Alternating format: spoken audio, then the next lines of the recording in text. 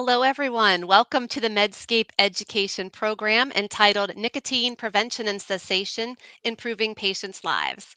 I'm Deanna Kelly, and I am a professor of psychiatry at the University of Maryland School of Medicine and direct the Maryland Psychiatric Research Center, where I am a board-certified psychiatric pharmacist clinician and a researcher. And today we have two special guests with us today. Dr. Chuck Vega and Dr. Denise Vanacore. I'm going to ask them, welcome and introduce yourselves, please. Go ahead, Dr. Vega, please get started. Okay, well, thank you very much. Great to be here. We're going to be talking about a very important subject today, which is nicotine use. I'm a clinical professor of family medicine at the University of California, Irvine, where I'm also an assistant dean in the medical school. And right now, I'm coming to you right between clinics here in the largest safety net clinic, Orange County, where I've been practicing for almost 30 years. And Denise, you have a great story too. Thank you. I'm a board certified family and psych mental health nurse practitioner. I'm also the vice dean and professor at Holy Family University. And I actually practice coming from clinic in an integrated family practice psych mental health clinic so that I see both sides of the coin. Great. Welcome. Thanks so much for the introduction. So everyone, you're going to enjoy this discussion today. I love that we are multidisciplinary and have a lot I think people are going to get out of this today. So for today, we will be addressing common myths surrounding nicotine use. So it's sort of this Mythbusters framework, and hopefully you'll enjoy it. The goal today is to help prevent long-term use and aid with cessation of nicotine products. During today's session, we hope to provide insight on how to educate about myths, and we will give some tips on how to start a conversation. We'll give recommendations for addressing concerns as well. And we'll do this, like I said, in a multidisciplinary approach. So this is going to be fun today. Nicotine prevention and cessation is not the sole purpose of any one profession, and I think you'll catch on to that today. And what works best when multiple professions collaborate is working together. So these examples, as we'll talk through it today, will be presented for particular healthcare professionals, each one of us, but it can be readily tailored for other professions, social workers, therapists, many others in the field, and specific roles within each of these disciplines as well. Just a note for everyone listening, FYI, more detailed information will be delivered in future programs in the Medscape Nicotine and Prevention Cessation Initiative. So we're getting started with the myths, and I have a variety of myths to possibly dispel, and we'll hear from our experts here today. So number one myth is the myth of the elderly smoker. And so this myth is if I've smoked for many years, the damage is done and there is no point in quitting. So Denise, I'm going to turn that over to you to sort of dispel that myth and give us the truth and what you want to say about that. Deanne, thank you so much for starting us off with this particular myth. But really, the truth is we should emphasize that quitting smoking at any age really can provide significant health benefits to people who have smoked for many, many years. Benefits really begin almost immediately with things like decreased heart rate and blood pressure, an improvement in lung function, which could get people out doing more things that they want to do that they can't do while they're smoking. Also, the reduction in long-term heart disease risks is great, as well as the decline in possibility of cancer. So, again, as we approach a patient with this, it's really good if we could start by validating the patient's experience and acknowledging that this is a common belief or myth. So sometimes I say things in clinic like, I can understand it. It can feel like quitting now might not make a difference because you've done this for many years. I love to use motivational interviewing, which I think is a key skill to use in clinical practice. It's one of my favorite tools. And that can be used by anyone, including nurses, pharmacists, physicians, everybody who really interacts with the patient. It's about acknowledging the patient's feelings and providing clear, non-judgmental information about the body's ability to recover after quitting smoking. So, when we address this with the patient, it's really helpful to use really concrete, motivating milestones, as I call them. Again, I often say to a patient, after just 1 year, your heart attack risk is about half of that someone who would be continuing to smoke. So again, it's showing them how these milestones are going to affect their health long term. A couple of other things I really like to do is I like to have patients celebrate their milestones. One of the ways that I have patients start sometimes when they're afraid to do it cold turkey is by reducing the number of cigarettes they smoke per week, and then slowly get to a space where we're picking a quit date and stopping. So a lot of what I like to do is reinforce that every attempt to quit, whether it's take one less cigarette or whether it's actually stop, is a victory for them in their journey. The other piece that I think is so important here is harm reduction strategies. And so this really will help build readiness to change for patients. And again, this circles back to my comments on motivational interviewing. So Chuck or Deanna, would you like to mention anything else? Well, that was great. I mean, yeah, so I think that's a very complete answer, and really giving patients a lot of hope, being patient-centered. I find that in my practice, folks tend to think about the cancer risk more than the cardiovascular risk associated with chronic cigarette smoking, when about 30% of cardiovascular death in the U.S. is related to smoking, and ASCVD is more common than cancer. So, because that's a more rapid benefit and I think a more meaningful benefit, I always have to remind patients they may be thinking about cancer, where when if you've been smoking and you've got a 40-pack year history, it takes a long time to really reduce your cancer risk, and it's never going to go back to that of a non-smoker. But you can make more of an impact and more quickly on your cardiovascular risk. So that's something I found helpful to my patients as a motivating tool to quit smoking.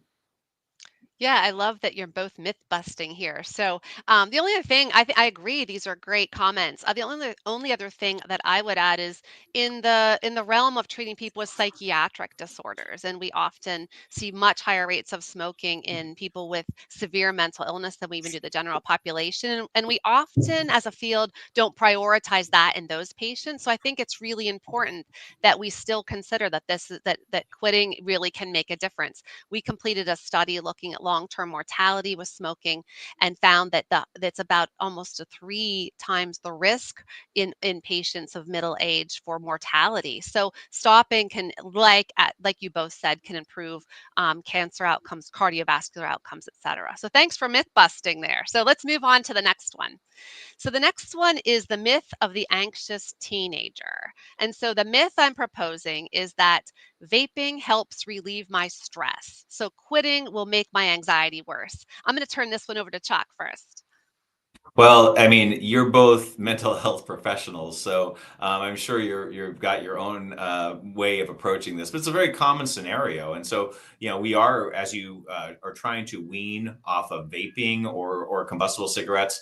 Similarly speaking, it's going to be hard emotionally, and especially if you have a previous history of anxiety disorder. So maybe you were self-treating. So I think it's always important to take the whole patient into account and see what else, should the patient be on pharmacotherapy? Should they be in counseling or talk therapy, or should they be in some combination of both? But one thing I point out is just when I'm working with patients to quit smoking, I like varenicline a lot. I think it's a very effective and safe drug, including during adolescence, and it does bind to those same receptors in the mesolimbic dopamine system that give that sense of calm and that sense of reward. It's just that when with nicotine, it's a faster onset and kind of a rush of that. You can get a little bit of euphoria with it. With varenicline, it's more of a slower effect, but it's also I think I tell patients it's going to help with anxiety if they start to use either vaping or cigarettes again. It also blocks those receptors. It binds to those receptors more strongly than nicotine does. So I think in that way, I use varenicline not so much as a medication to promote mental health specifically, but I think it does have some of its properties that really help folks with anxiety in particular as they're trying to get off nicotine. Yeah, and those are really good points. Denise, do you want to add anything to that? So I think you did bring up two really important points. And, the first one, of course, always is addressing mental health. And I think, when we do have folks who are feeling a little bit anxious, sometimes adding psychopharmacology there might actually give a little bit of a benefit to them. And so, adding something even like buspirone can just, kind of take the edge off. Also, using CBT or motivational interviewing with patients. Sometimes we do some things regarding CBT with patients so that they can actually learn to catch their own anxiety thoughts and help reduce them themselves. So giving patients a toolbox of coping skills can also really help implement that smoking cessation. Yeah, those are good points. I was going to point out that, sometimes we forget about the idea that if people are in nicotine withdrawal, they haven't had a cigarette or they're stopping cold turkey or whatever, irritability, anxiety, depression are high. And so people could mistake that for being even worse sometimes, when in fact, there is data out there that shows that people who have stopped smoking can improve their anxiety and depression too. So Yep. it's not necessarily true that their anxiety and depression will be less while they're smoking. And so I think that goes along with both what you said, and treatment certainly helps, like things like varenicline and on other strategies that you mentioned. Great. Are you ready to move on to the next myth? Absolutely. You're All you're right. doing great dealing the miss here. Keep them going, All Deanna. right. You ready for the next one? This is the weight conscious mom. All right. Here's the myth. After I quit, I will gain a lot of weight. So it's better not to quit. Denise, can you help tell us about this myth? Dan, thanks again. This is, I think, a very common myth in clinical practice. I see it both in psych mental health and in family practice. The truth is, some weight gain may occur after quitting, but the health benefits will definitely far outweigh the modest weight gain that could happen. But that weight gain can really be managed with activity and following up on good nutrition. So I think this is a common barrier that we encounter in discussing smoking cessation with patients. I like to share a few things here with patients. The first one is I rarely refer to anything as exercise. I refer to it as, let's see what we can do to increase your activity levels. And so a lot of what I'll do is have them say, for 5 minutes after dinner, I want you to get up and do something, even if it's just run the vacuum or walk around the house or walk to the driveway and get the mail, but at least getting them doing something for 5 to 10 minutes after each meal can really help reduce that possibility of gaining weight. And again, the other thing that I think is so important here are, some of the things that are more behavioral in nature when it comes to smoking. It's, what am I doing with my hands? What am I doing with my mouth? So what can we substitute so that you don't feel the hand to mouth action? And what that turns into is snacking. And that's often with higher calorie snacks. So how can we find those lower calorie snacks, maybe fruits, vegetables, whole grains, some lean protein? And then how do we look at mindful eating strategies? When I'm going to eat, am I hungry? Is my body actually saying that I'm hungry? So really, I think it's important to help with this myth is to help people address the emotional eating and help address that get up and move and be active. Chuck, do you have anything you want to add? No, that's so great advice, and I want to get up and move right now. So, but I can't. We're doing this, but but yeah, I'm gonna go to my default of just more pharmacotherapy. Actually, I feel like I've got a theme with my answers. But the average weight gain it's real. It's 5 to 10 pounds on average. Usually, it's in the first few months. So it's not something that metabolically really will throw patients back. But they are concerned, and rightly to be concerned about it, and it is real. So I do talk about it that way. But one thing I really emphasize, especially to young people, is cost. The cost is so important. So the average cost of a 1 pack per day smoking habit is about $240 in the United States, but in New York, it's $360. So one, again, go back to medications. If you give bupropion, that tends to help with, kind of working in the reward center to reduce the need for nicotine, and it actually helps lose a little bit of weight, so that could be a good treatment.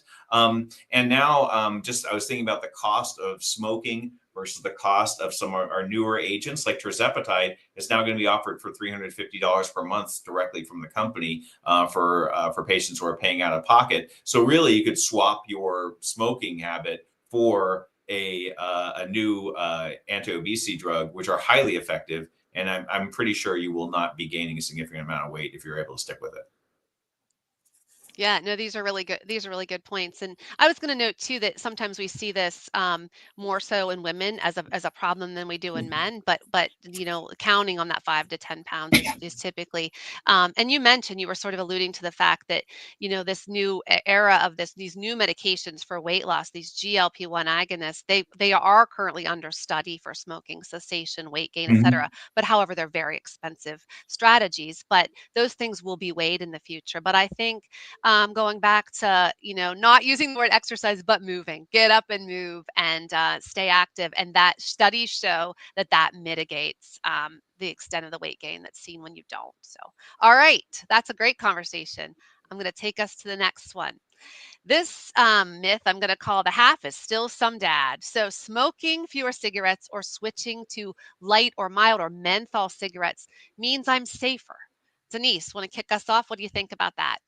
Sure. So again, this is definitely another myth that patients say, well, I'm smoking the light version of that, so it's better.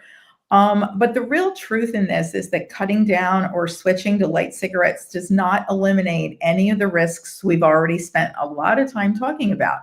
So even light or occasional smoking can increase those cardiovascular risks that Chuck mentioned earlier, as well as the cancer risk. So smokers of light and mild cigarettes frequently also engage in some compensatory mechanisms. They might be smoking more frequently. They might be taking more puffs off of a cigarette in order to satisfy, their cravings or their cigarette use. So again, it is a common belief. So again, as we talked about before, it's great to educate patients, tell them that quitting is the best step to make this happen. And that there's no evidence that says that these light or mild cigarettes will reduce their risks of heart disease, cancer, or any of the other smoking related illnesses. And we haven't even brought up some of the other things like COPD or our lung issues. Mhm. So again, these are the benefits of actually complete cessation. I like to have people start weaning down, maybe 1 or 2 or 3 cigarettes a week until they get down to those last couple and pick a quit date. I think when we're addressing this, again, good communication, listening to the patient's myth and how they present it, and then explaining what is real so the patient really understands the actual impact that these cigarettes are having on them. Chuck, Deanna, anything you want to add? Go ahead, Go Chuck. ahead, yeah. Oh, I'll go. I'll go.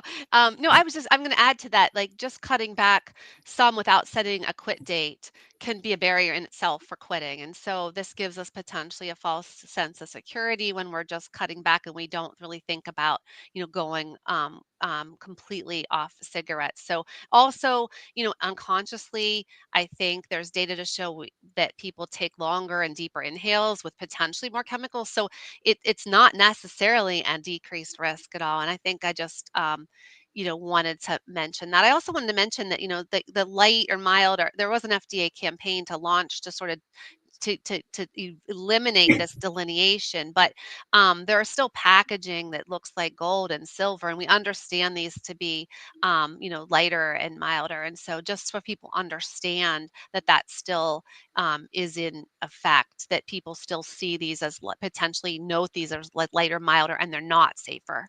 Chuck, go ahead. Oh, well, yeah. So I tell patients that even smoking a few cigarettes a day can double your risk of dying from cardiovascular disease. So to really try and drive it home, as well as the other points around cancer. And it's different for different patients. Some patients might be more concerned with cost, some more with chronic cardiovascular illness or cancer, like I said. So really go to where that is. But I also give them a message of hope. Like, you're not smoking that much. The relative addiction you have to nicotine is lower than somebody with a 2-pack per day habit. So you have more of a chance for being successful here. Let's go ahead and work on it and think about some strategies. All right, we're moving on. We are next up to what I'm calling the waterlogged young adult. So here's the myth. Vaping e-cigarettes is harmless because it's just water vapor. Chuck, do you want to go ahead and kick it off?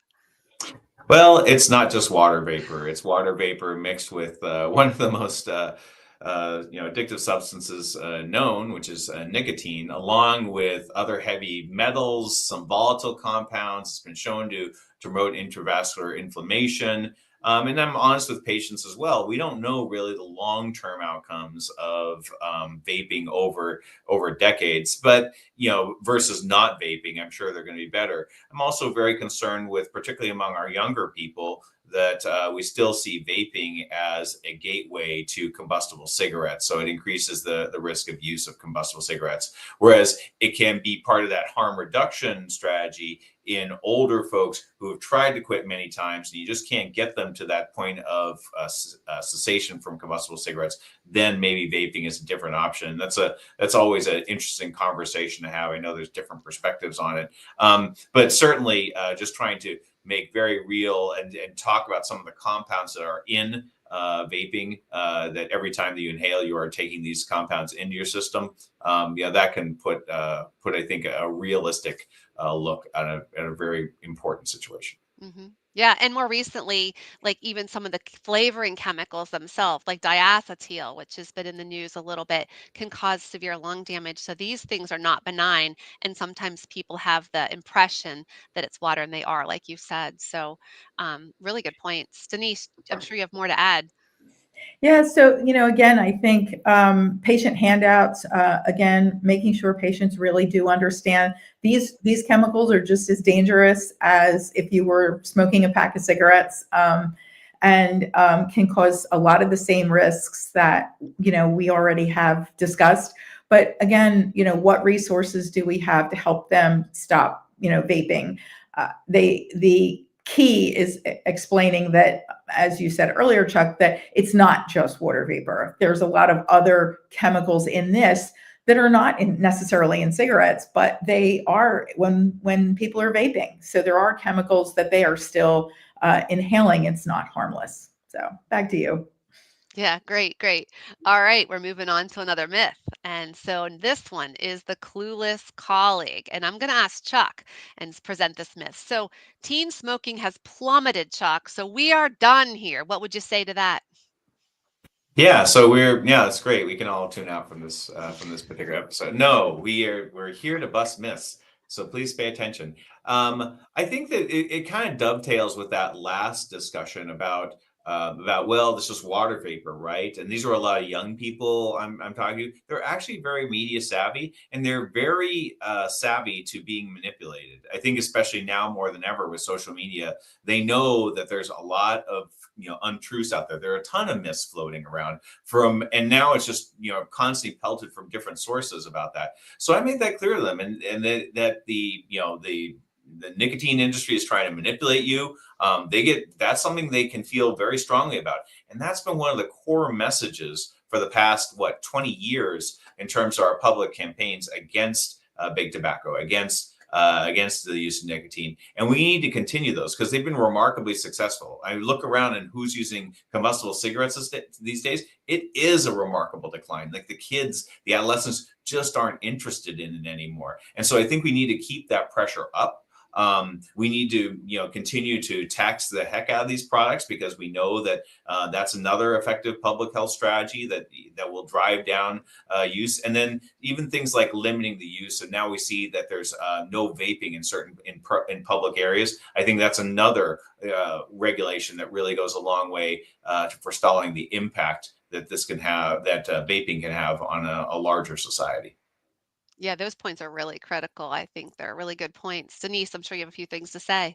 Yeah. So again, I think again those mass media campaigns, getting that message out to individuals, to our teens, and I think again this is a great place for any kind of a school-based program. I know in our university we definitely try to there's no vaping or smoking on campus. So again, we are clear in the message. So whatever we can do to have those effective interventions and get the message out to teens and to young adults that this again is a really risky and dangerous habit, to get them to stop. I think that's important. I think as far as colleagues go, I think they need to hear the message as well, that we need to keep the pressure up. And when we're seeing adolescents, when we're seeing young adults, remind them, ask them those questions about, are you smoking or are you vaping? A lot of times we revert to smoking and we forget to ask the question about vaping. So it's an important question to ask on any of our health histories and exams. Yeah, no, excellent points. Excellent points. I was also going to add, as we talk about teens and those developmental stages, and we talk about bad outcomes and what's, and how these compounds are bad for the bodies.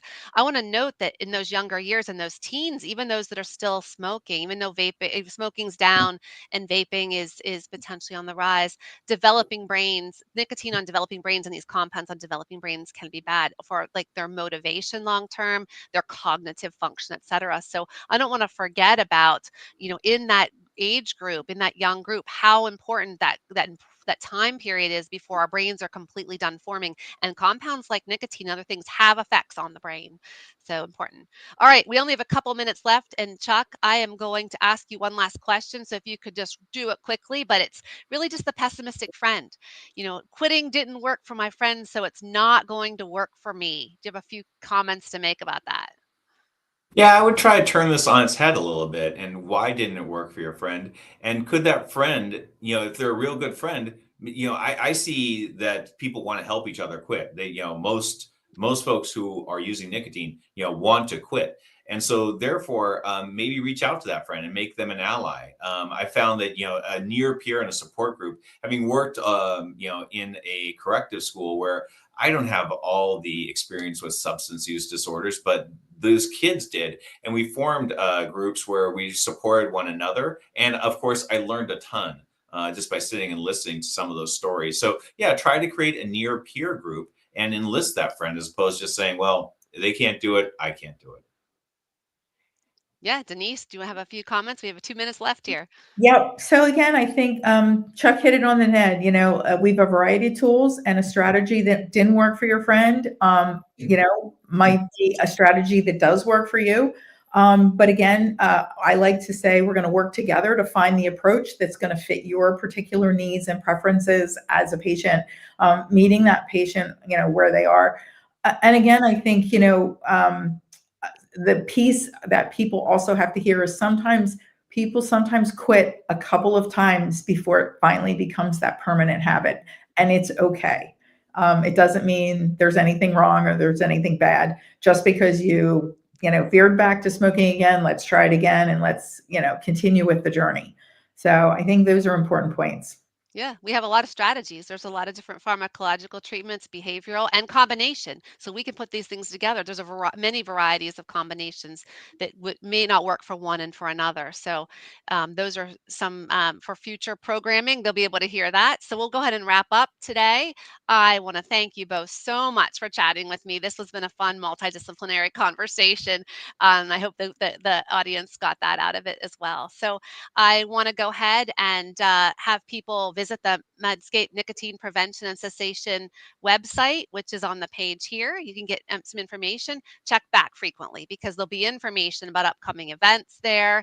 And then lastly, I want you to have the QR code here so you can get your credits today. There's 0.25 credit CEU credits for pharmacists, nurses, and physicians. And again, I can't thank everyone enough. I can't thank the audience for joining in enough. And so thank you for participating in this activity and hope to see you soon. Thanks, Deanna. Thank Thanks. y'all.